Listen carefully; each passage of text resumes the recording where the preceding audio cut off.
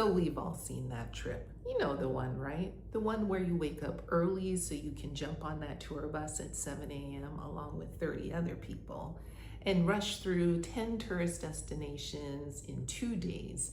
So much so that by day 3, you need a vacation from your vacation.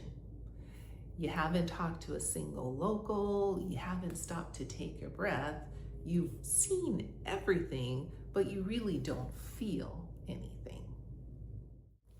And honestly, I refuse to build trips this way.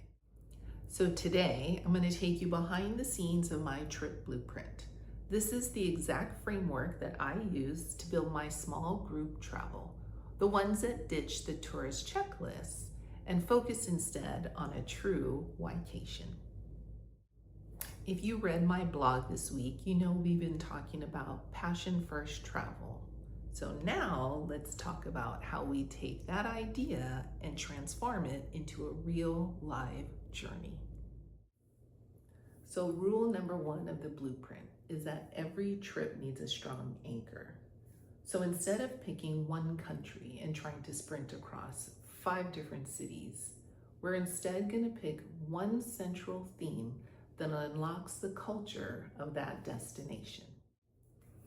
And if you've been following along, for me, as you've probably guessed, one of my anchors are historic libraries, be it the Austrian National Library in Vienna or the Clementinum in Prague.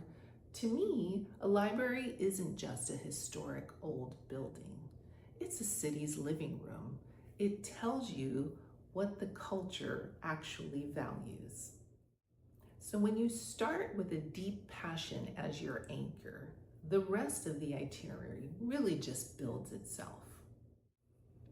So say you describe yourself as a foodie or a culinary explorer. Instead of going to Italy, your anchor instead is tracing the Parmesan production route through Emilia-Romagna.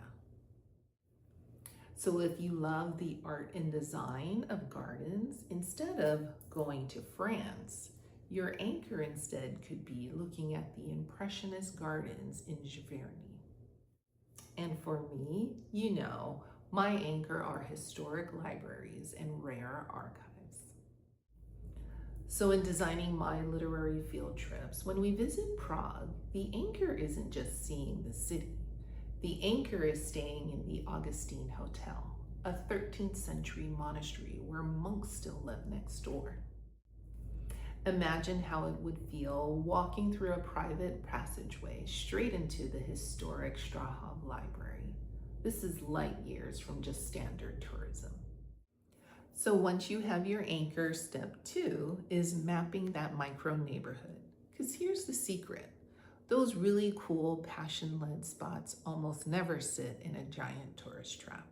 Instead, they live in real, breathing neighborhoods. So instead of booking a hotel next to a busy train depot or a loud plaza, I'm looking instead for that walkable pocket around our anchor. I'm looking for places like the family-run cafe on the street corner, that quiet park down the street, or maybe even that place where locals gather after work. I'm not trying to cover maximum distance. What we're trying to experience is maximum depth. So let's talk about this kind of micro neighborhood mapping in real time. So let's look at Vienna. Most travel sites, many travel sites, will tell you to book a hotel kind of right around the central train station because it's central, right? You can jump on the train and travel anywhere. You've got a couple of hotels here. But if we're wanting to explore and go to the National Library, so let's just put that in. Let's look at how far away we are from our actual anchor, right? So now we're talking about a 36-minute walk or 24-minute train or, a bus every 18 minutes. So we're actually outside of kind of our key anchor moments. And if we think about it, when we're walking out of a hotel that's near the train station, It's really not going to be something that is conducive to walking and exploring. So what we want to do is probably find a hotel like this hotel, Hotel das Tyrol. And when we think about going over to the National Library, now we're looking at a 19-minute walk, but it's a walk that is through beautiful architecture. We can stop and see museums along the route. We can see the different gardens along the route. Right across the street are other hotels and other museums that can be explored. So if we instead anchor near the National Library in that historic center, when you step out of your hotel door, you're immediately on quieter streets and perhaps even smelling some fresh pastries that are being made before any of the day trippers travel in to explore some of these areas. So step 3 comes down to scale. Look, if you want to have a quiet, magical experience, it's really difficult to do when you've got a group of 40 trying to navigate those small cobblestone streets. When you keep groups like this small, two things happen automatically. First, you're traveling like a group of friends. You're dropping into local shops, you're stopping at local cafes, you're really having those small, quiet moments together. And the second thing that happens, because you all signed up for the exact same passion, you're no longer traveling with strangers, you're traveling with kindred spirits. That bond happens almost instantaneously. So, say you're walking down some streets in Prague and you come across a family run cafe. They've got 6 tables, an incredible menu, but you're with a group of 40. There's no way that they can accommodate you, and you're going to have to move on and find something that's large enough for the group. But when you're with a small group trip, you can actually slip into these places and really experience the local culture and find some amazing new places to tell your friends about. And that final step, step 4, it's the 60/40 flow. Overscheduling is the fastest way to turn a dream trip into just another job. So my rule of thumb, I curate about 60% of the trip. This is the guided access, the private visits, and those special dinners.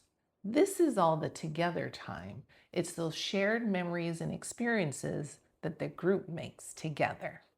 And that other 40%, it's all about you. Total breathing room. If you want to stop in a few shops, maybe sit at a local cafe to read your book, or just wander around the city without looking at a clock, have at it. I've built this time in so you can spend it as you like. Now, we've all done it. We've packed our schedule every single day because we feel guilty about wasting time. But by day 4 of our trip, we're cranky, we're tired. And that's why I built the 60/40 rule, because some of my very favorite travel memories are not the ones that were planned on a schedule. They were those quiet moments where I found time to just wander and enjoy the city around me. Those were my special memories. Those were those magical moments. So when you combine that passion-led anchor, neighborhood micro mapping, a small group, and room to breathe, your travel completely changes. It stops being passive sightseeing and it turns into real connection. So if you want to dive deeper into the framework, you can read my full blog. I'll put the link below. And let me know in the comments if you were going to travel with me, what personal passion anchor would you want me to build an itinerary around? So drop that below, like and subscribe, and I'll see you right here next time. Bye.